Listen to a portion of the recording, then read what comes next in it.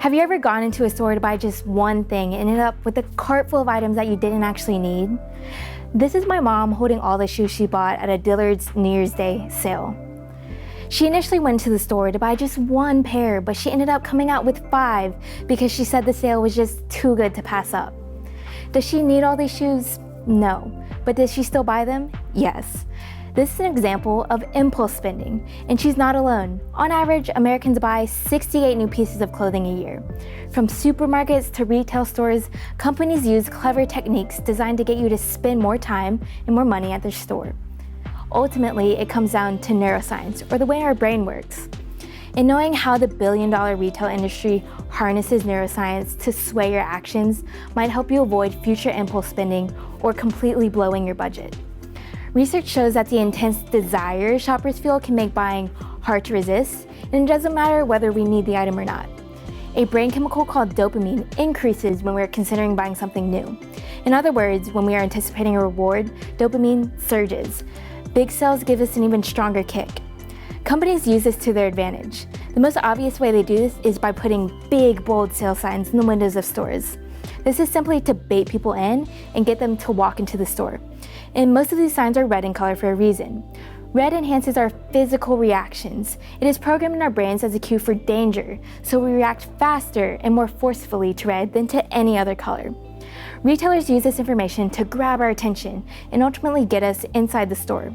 And once we're there, the increase in dopamine creates a shopper's high, which is similar to the rush we would get from drinking or gambling. According to analysis provided by the facial tracking company Inviso, she is on a shopping high. Her eyes are wide and alert, mouth slightly open. These are all signs that the pleasure center in her brain is lighting up.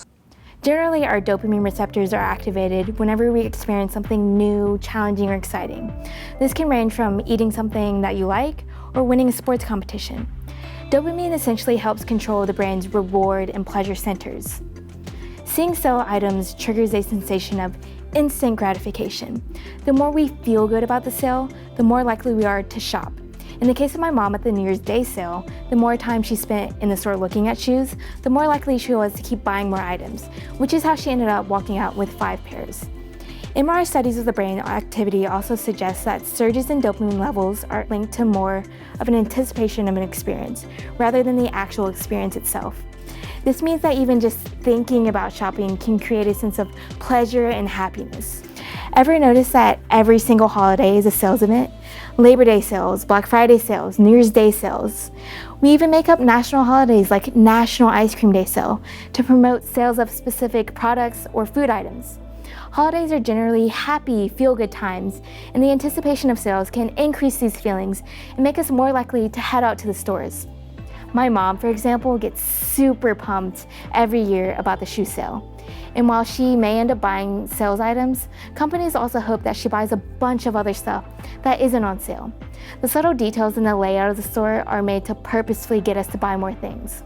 For example, in grocery stores, essential items such as milk are at the back. This forces us to walk through the majority of the store to get what we came for, increasing the likelihood that we'll impulsively throw something else in the cart along the way. Also, the happy background music, the bright lights, the good smells, all stimulate our brain's pleasure sensors and create a feel-good, positive experience. This makes us more likely to spend more time and money in the store, getting things that we don't actually need. And all this buying not only affects our wallets, but has a detrimental impact on the environment. For example, about 150 billion new clothing items are made every year, and almost all of it ends up in landfills or incinerators within years of being made, which increases pollution and negatively impacts the planet. This is why it's important that we understand the science behind why we tend to overbuy. We can use this information to shop with clarity and help save time, money, and the environment. We can figure out what we want to buy, how much we want to spend, before we even step foot in the store. We can also bring only the amount of cash we need for that particular trip to avoid any temptations. Or we can take a responsible friend or family member with us so that we are held accountable to not spend impulsively.